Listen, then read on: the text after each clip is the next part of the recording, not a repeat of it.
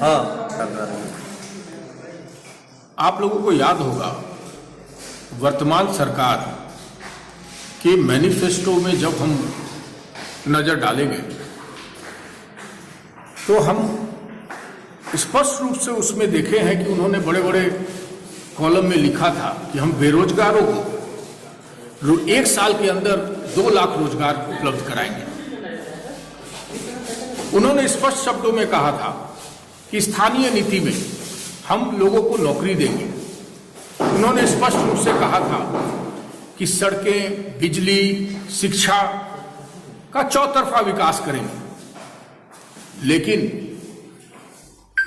जब से हेमंत सरकार आई है, चौतरफा विकास तो हो रहा है, लेकिन अवैध कारोबार में चौतरफा विकास तो हो रहा है, लेकिन अवैध ट्रांसफर पोस्टिंग में चौतरफा विकास तो हो रहा है, लेकिन मुख्यमंत्री के अपने परिवार के निजी धन संपत्ति में बढ़ोतरी में हम कह सकते हैं कि जनता सब देख रही है। झारखंड की जनता को इस बात का एहसास हो गया है कि पूर्ववर्ती जो भारतीय जनता पार्टी की सरकार थी और अब जब हेमंत की सरकार है, इसके तुलनात्मक हम लोग अभी 10 साल पीछे चले गए। ऐसी गलती अब दोबारा ना हो, ऐसा कृत संकल्प होकर झारखंड की जनता प्रण करके बैठी है। आपने कहा कि जब आपकी सरकार आएगी तो अभी वर्तमान हमने ये कुछ तथ्य के आधार पे कहा है। आप स्वास्थ्य विभाग में निष्पक्ष जांच करा लीजिए। आप पुलिस प्रशासन के कार्यविधि का आपने देखा होगा कि एंटी करप्शन ब्यूरो के जब अधिकारी रंका थाना में जाते हैं, उनको घेर कर पीटा जाता है। इसलिए पीटा जाता है या इसीलिए इनकी मनमानी हो गई क्योंकि इनको ऊपर से आदेश आया है, अमुक पैसा दे के अमुक आदमी को उस थाने में पोस्टिंग होती है। उदाहरण के रूप में मैं कहता हूं, यहाँ के जिला प्रशासन की नियुक्ति बिना लेन देन के होती नहीं है और उनका आदेश फिर थाना में जाता है।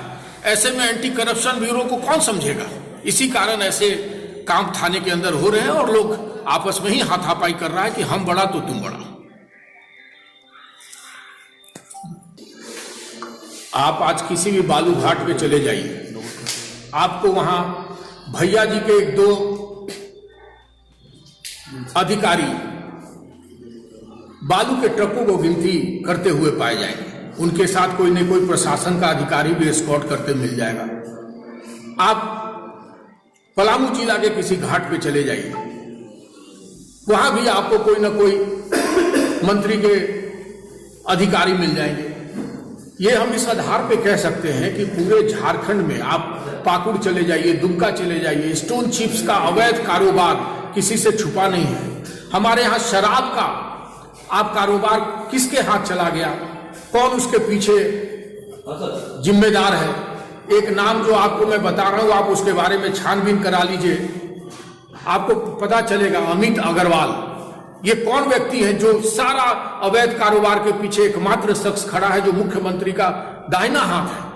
उसके बारे में आप स्वयं से जांच कराइए, दूध का दूध और पानी का पानी हो जाएगा। सिमडेगा में जो हफीजुल मंत्री, जो खेल मंत्री हफीजुल अहमद, वो लेट से आते हैं, तो नमाज पढ़ना था, लेट से क्या करेंगे? क्या हम लोग स्वयं से जब ये खबर हमने पढ़ा कि राष्ट्रीय महिला हॉकी सम्मेलन का उद्घाटन करने के लिए मंत्री जी को बुलाया जाता है और मंत्री जी की प्राथमिकता नमाज पढ़ने की होती है, समय का कोई हमें उसमें कोई आपत्ति नहीं है नमाज पढ़, लेकिन एक समय जो पूरा राष्ट्रीय स्तर पे इसका प्रसारण होता है, सारे मीडिया के लोग वहां दोपहर से खड़े रहते हैं, भूखे प्यासे खिलाड़ी वहां बैठे हुए थे, और आप उनको क्या संदेश देना चाहते हैं 2 घंटा विलंब से वहां जाना?